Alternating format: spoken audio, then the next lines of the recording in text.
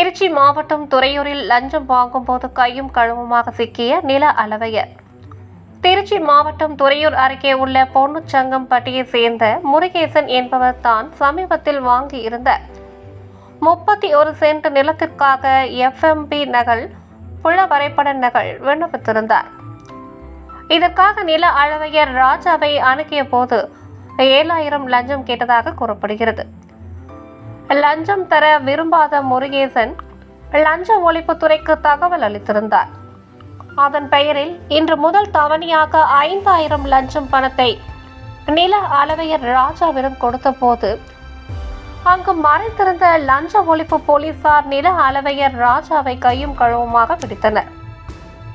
இதையடுத்து அவரை கைது செய்த லஞ்ச ஒழிப்புத்துறை போலீசார் தொடர்ந்து நில அளவையர் அலுவலகத்தில் சோதனை மேற்கொண்டு வருகின்றனர்.